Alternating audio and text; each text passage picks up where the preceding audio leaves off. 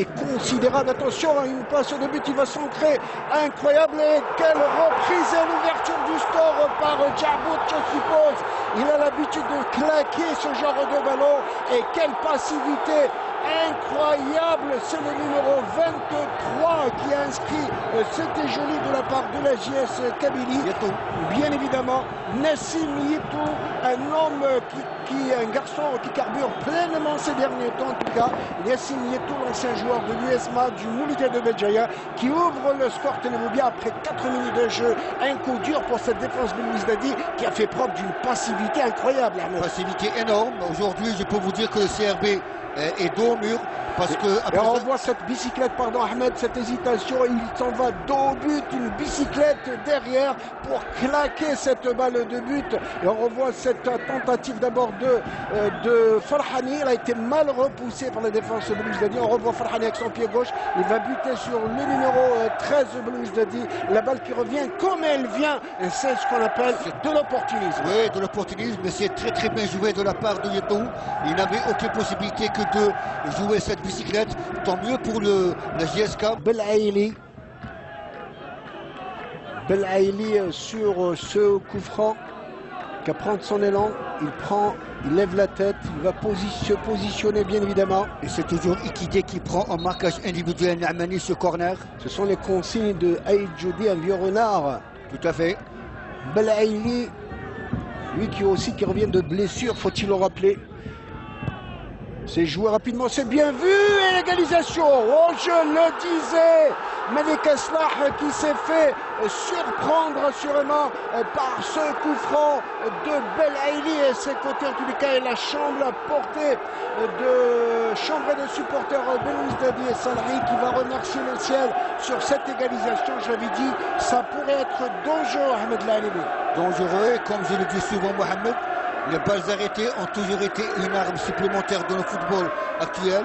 On vient de le voir maintenant, nettement. On voit donc cette action, un tir bien enveloppé au deuxième poteau et qui va buter sur le poteau pour aller bien évidemment. Très très mal placé Malik Aslar qui s'est fait surprendre sur une balle tout à fait flottante et qui va se loger au deuxième poteau, que c'était bien vu en tout cas. Et égalisation pour le CRB Louisette, je l'avais dit tout à l'heure, Ahmed, on le revoit encore avec plaisir, ce coup franc bien enveloppé par Belaïli.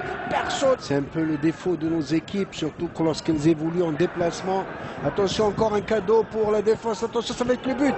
Et le deuxième but, je l'avais dit, quelle bévue monumentale de la défense kabyle qui est en train de prendre le vélo, et c'est la Croum qui va fusiller littéralement Aslah.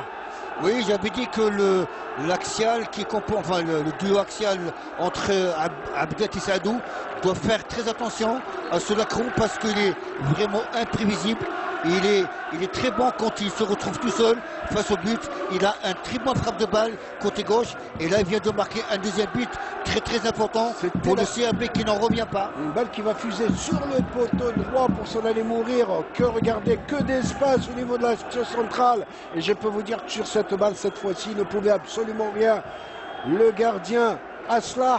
Et vous voyez pas que le CRB Louisette qui n'a pas inscrit le moindre but depuis plusieurs rencontres, qui va en planter 2 en l'espace de 40 minutes en déplacement à Tizi Ouzou. Et là, comme on dit, pour l'équipe visiteuse, bien évidemment, on va voir cette équipe de la JS Kabylie Tosco avec la légalisation incroyable, je le disais tout à l'heure, avec Ben Algia qui s'en va saluer son public assurément. Je le disais tout à l'heure, Ahmed Lalibi, qui va y avoir encore des buts, mon cher ami. Tant mieux pour nous, mais je peux vous dire que cette égalisation de la JSK, elle est faite suite à une erreur monumentale de Naamani qui a eu la mauvaise lecture de laisser passer le ballon et laisser Ben Aldia tromper à une touche de balle. Ce centre à partir de la droite, effectivement, une petite hésitation de la part de Naamani. Belaïli aussi, et il s'en va surgir comme un diable que ce Belaïli que j'avais dit tout à l'heure. Et on revoit sur cette partie, on a fait partie d'une passivité incroyable encore une fois la défense,